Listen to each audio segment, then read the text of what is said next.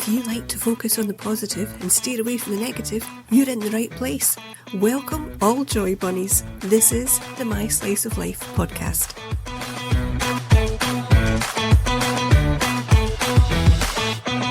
Hello and welcome to another exciting edition of the My Slice of Life podcast. I'm really glad you could join me this week. I know I've cheated a little bit the last couple of weeks with the title. This season 3, is all about putting the joy back into the everyday. That's why I was cheating the last couple of weeks.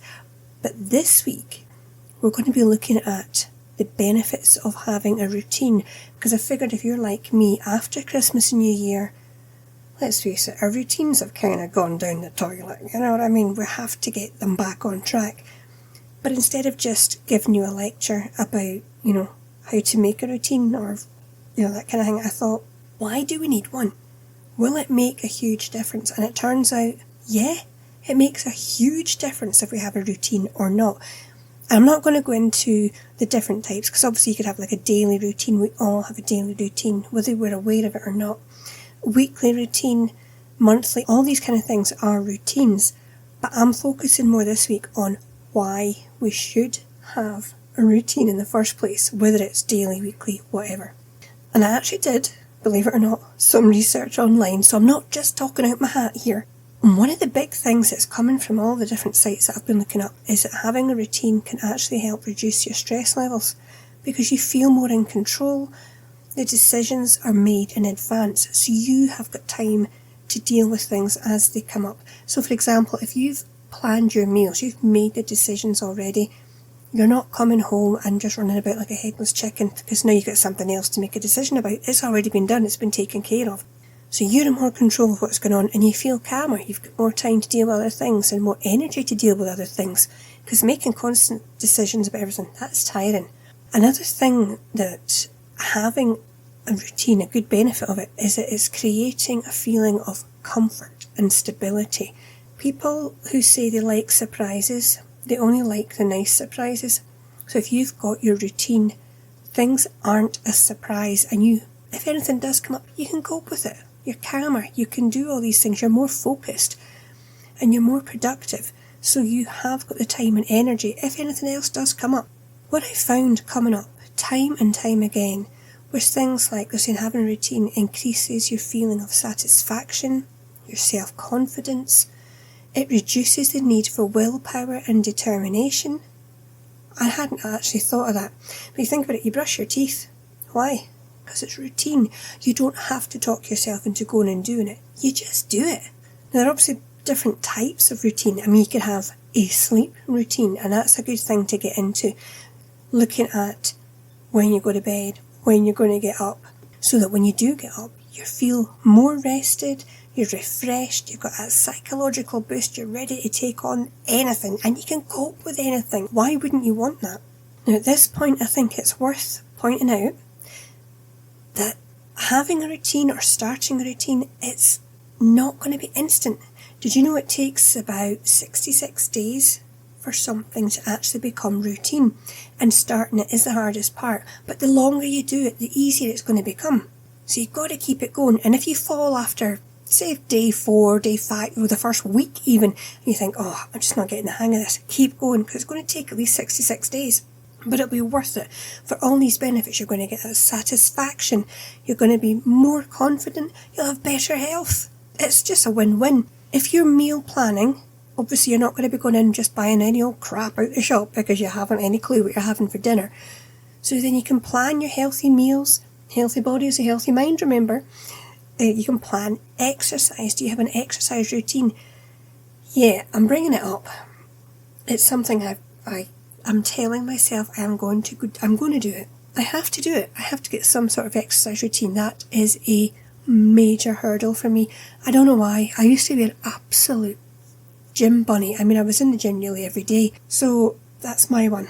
But another benefit of this, it's going to save you money. I'm thinking more in terms of the meal planning things. If you know what you're going to get, you're not spending money on these ready meals. They're expensive. Even some of the frozen stuff, it's expensive. And another good outcome to remember, one of these great benefits of having a routine, you're going to feel happier. And who doesn't want that? Because everything gets done. There's no panic. Have you ever had a deadline? Here comes confession time.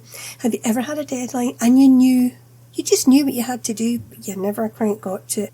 When I was at college, many, many years ago, we had, I think it was at the end of term, and we had all these assignments that had to be handed in. Now, we'd had all term to work on them. And, of course, this idiot didn't. And I procrastinated. I didn't have a learning routine once I got home. It was fine, I get to my classes on time, but once I got home, everything went out the window. Of course, but I'd left it that late. By the time I got to the library to get the books out, everybody else had them, so it was a real struggle. So what I ended up doing, and by the way, I wasn't the only one, my roommate did the same thing. We stayed up for 3 days. 3 days. In fact, we got up on the Tuesday. God, I remember this. It's crazy. We got up on the Tuesday and we started, I think we went to all our classes on the Tuesday and we started work on the Tuesday night and to get these assignments done. So we did Tuesday night, Wednesday, Thursday. This is all without sleep.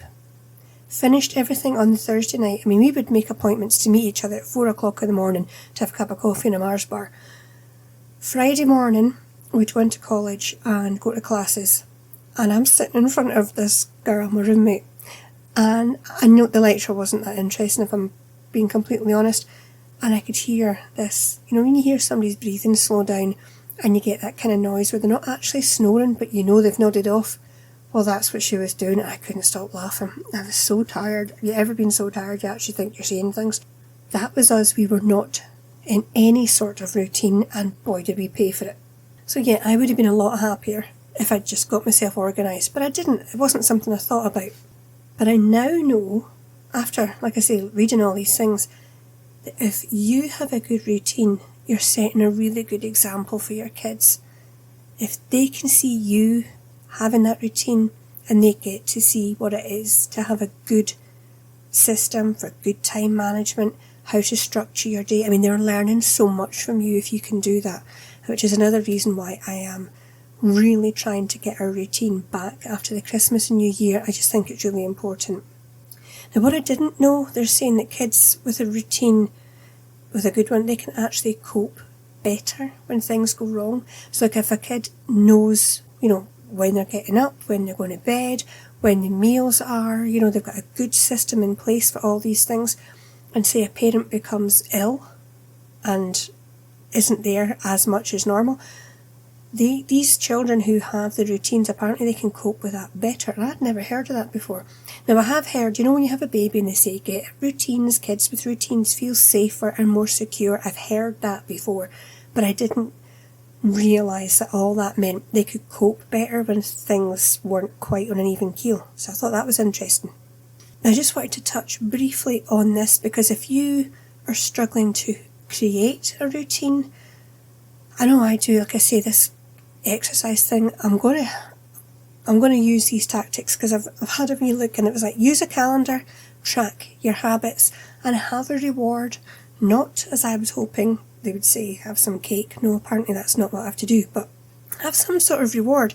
Maybe if you stick to your new routine, you've got all your days crossed off, or put it in your phone. If you're somebody who likes to use these calendars on the phone, you can actually set yourself a timer and a wee note to say, look, remember you promised you were going to do this. Maybe you want to make sure you clean up your kitchen so all the dishes are put away before you go to bed. That's a great routine to get into, so that when you wake up in the morning, you don't have to deal with all that mess from the day before, because that's soul destroying. That's not a good way to start your day. So use calendars, use reminders, alarms, have a reward. All these things can really, really help. And remember, it's going to take about 66 days to get into this new habit, this new routine that you're trying to do. And if you're listening to this and you think, yeah, I'm not buying it, Sharon, I'm not buying it, have a think back to a couple of years ago. This is just the start of 2024, so it's not that long ago. When the world stopped turning and everybody was forced to start working from home, what was the biggest challenge for most people? It's a lack of routine. They weren't getting up at a certain time to go to the office or to go to work. How many people do you know stayed in their pyjamas all day? They didn't even have the routine of getting a shower and getting dressed, making their lunch. All that was gone. And that's what people struggled with. And those who developed a good, strong routine and stuck to it, they're the ones that coped. They did better. And I think a lot of those people, when the offices started opening up and people, were asked, do you want to work from home still? Or do you want to do it a few days a week? Those are the people that said, yeah, this is fine. This works for me. Why? Because they had a good routine. So it does work. It does obviously help. There are health benefits, mental health benefits as well. Like I was saying, you want that stress reduced. You don't need extra. It's important to do what works for you though, not what you think everybody else is doing, so you should be doing it too. Oh, Crikey, I listen to podcasts. These women, they've got homesteads and all this stuff. They're getting up at 5:30, and I tried it. I thought, well, if they can do it, I can do it.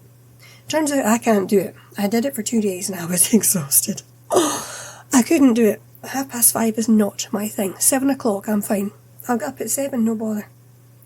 But not 5:30. That didn't work for me. But I did it because I thought, I'll get more in my day. I'll manage to do more. But it didn't work. So do what works for you, not what works for everybody else. And if you really don't know where to start, just start by making a time for getting up, a time for going to bed. Then maybe add in meal times, meal planning. Take it from there. Look, if you think about it, it's going to be some things that you already do. You already have a routine in place. You just maybe haven't thought that's what it is. But most people have something that they would like to add into their life or feel they should be doing. Put my hand up for me. Exercise, should be doing it. And that's what we need to look at. That's what we need to be honest about. And that's what we need to make the routine for. I just wanted to highlight today some of the good reasons for doing it. The procrastination stops here. For me. Maybe. Hopefully. I will try. I promise I will try.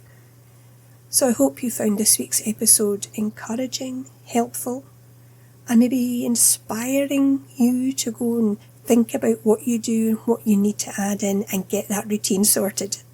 Feel free to leave a comment.